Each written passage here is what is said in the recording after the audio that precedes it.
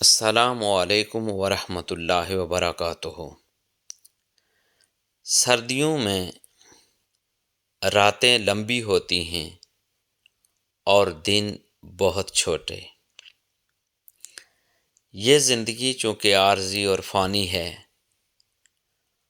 اور ہم سب نے جلد بادیر اس فانی اور عارضی دنیا کو ہمیشہ کے لیے چھوڑ دینا ہے اور پھر ہم دار آخرت کی طرف، جو ہمیشہ والی زندگی ہے، اس طرف پلٹ جانا ہے۔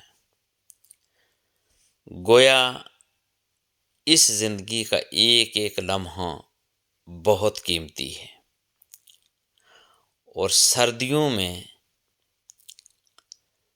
چونکہ راتیں لمبی ہوتی ہیں، دن بہت چھوٹے ہوتے ہیں،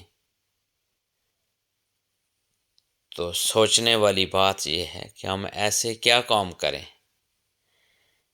کہ جن کے کرنے سے ہمارا خالق یعنی اللہ تبارک و تعالی اور اللہ تبارک و تعالی کے حبیب حضور تاجدار کائنات صلی اللہ علیہ وآلہ وسلم راضی ہو جائیں۔ دیکھیے، ہماری کامیابی اسی میں ہے کہ ہم وہ کام کریں جو اللہ کو اور اللہ کے حبیب حضور تاجدار کائنات صلی اللہ علیہ وآلہ وسلم کو بہت پسند ہیں۔ اس سلسلے میں آپ کی توجہ ان دو اعمال کی طرف لے جانا چاہتا ہوں، دو کاموں کی طرف لے جانا چاہتا ہوں جن کی اہمیت بہت زیادہ ہے ان سردیوں میں کرنے کی۔ میں آپ کی توجہ اس حدیث پاک کی طرف لے جانا چاہتا ہوں جو صحیح مسلم میں آئی، سنن نسائی میں آئی، موطا امام مالک میں آئی اور مسند احمد میں آئی۔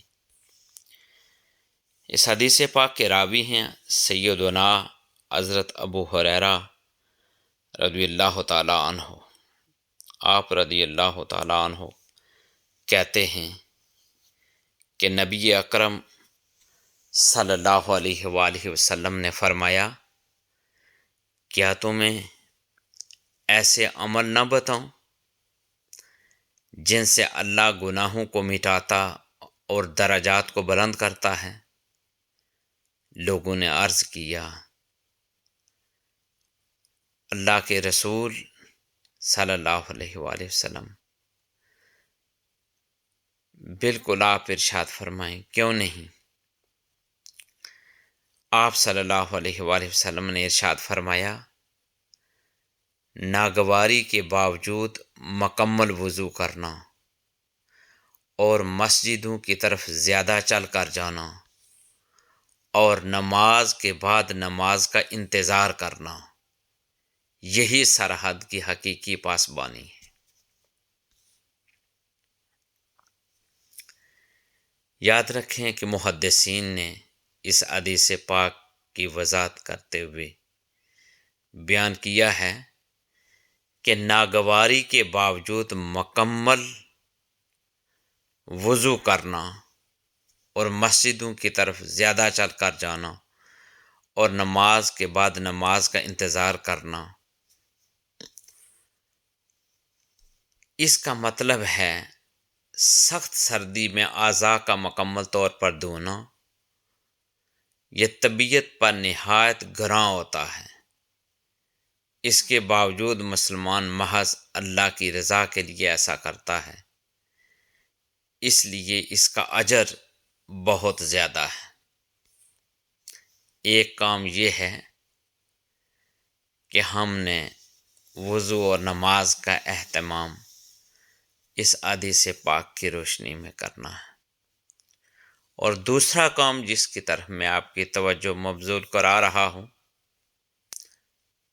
وہ بھی حدیث پاک سے ثابت ہے، اور اس حدیث پاک کے راوی ہیں حضرت عبداللہ ابن مسعود رضی اللہ تعالیٰ عنہ،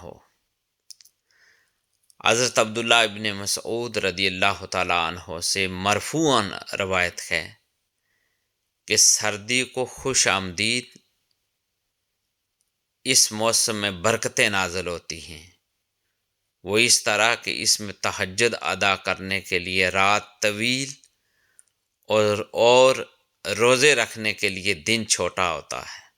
حضرت عمر رضی اللہ تعالیٰ عنہ فرماتے ہیں کہ سردی کا موسم عبادت کرنے والوں کے لیے نیکیوں کو حاصل کرنے کا موسم ہے۔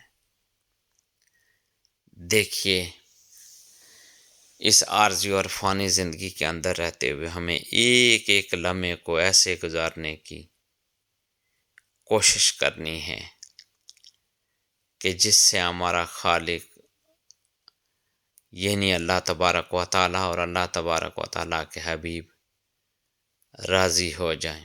اللہ تبارک و تعالیٰ ہمیں دین اسلام کی سنہری تعلیمات کو جاننے اور ان تعلیمات کے مطابق عمل پیرا ہونے کی توفیق عطا فرمائے۔ دین کی بات پھیلانا صدقہ جاریہ ہے، ثواب کی نیت سے ویڈیو کو شیئر ضرور کیجیے۔ جزاک اللہ۔